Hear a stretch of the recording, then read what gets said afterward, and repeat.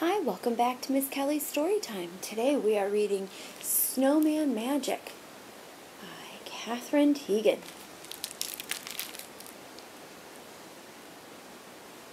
It had been snowing all day. Snowing. George was bored. There was no school, so he needed something to do. He kept looking out the window. Would it ever stop?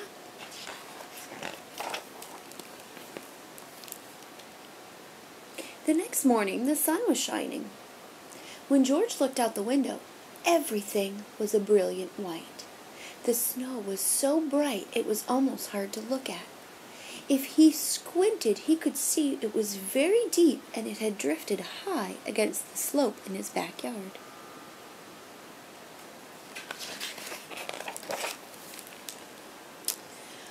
George put on his warm socks and his snow pants and his flannel shirt. Then he put on his snow jacket, his boots, his mittens, and his hat. He was ready. Outside, the air smelled clean and cold. George plunged into the snow. It was fluffy, but crunchy too. He made a snowball and threw it against a tree. It was very, very quiet.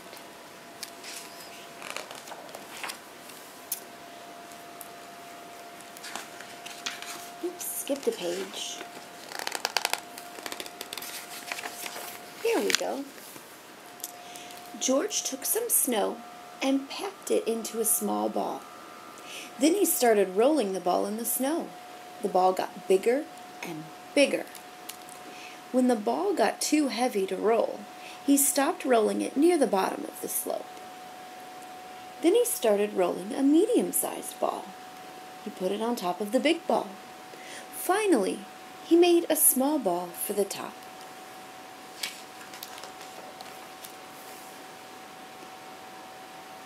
George went inside the house and found a scarf in the closet and a carrot in the refrigerator.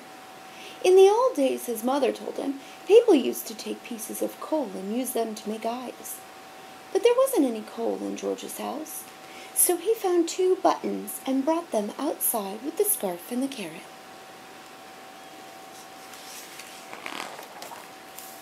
He carefully pushed the buttons into the small ball near the top. He stuck the carrot in the center. He found a few small twigs and used them to make a mouth. He wrapped the scarf between the top and the ball and the middle ball, and he found 2 branches to stick into the sides of the middle ball. It was the perfect snowman. George turned his head. He thought he saw the snowman smiling at him. Could it be?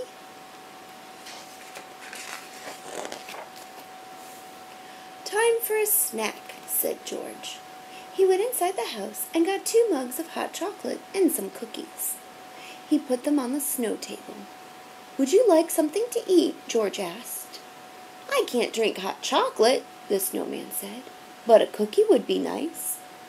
It was magic.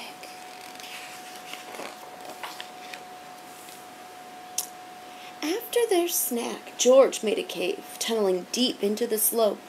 He piled up snowballs at the entrance. Then he threw a couple at the snowman. The snowman made some snowballs and threw them back at George. His long branch arms helped him throw the snowballs very far. It was hard to say who won the fight, but it was still fun.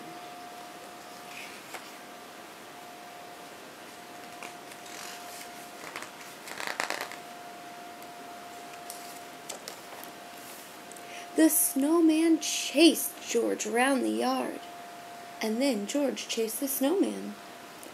The snowman couldn't move that fast, so it was easy for George to sneak up on him. It was starting to get dark. George didn't want to go inside, but his mother was calling him. Goodbye, snowman, he said. I will see you tomorrow. George thought he heard the snowman say, good night.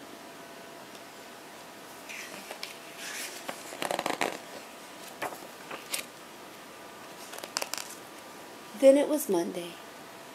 George had to go to school. It was another bright, warm day. When he came home, the snowman was almost gone. The scarf and the carrot and the buttons had slid down.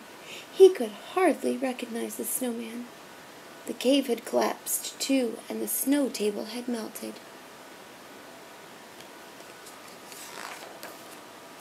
The next morning, George looked out the window. It was snowing.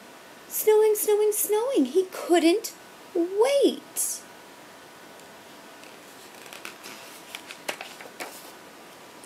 To build his snowman again.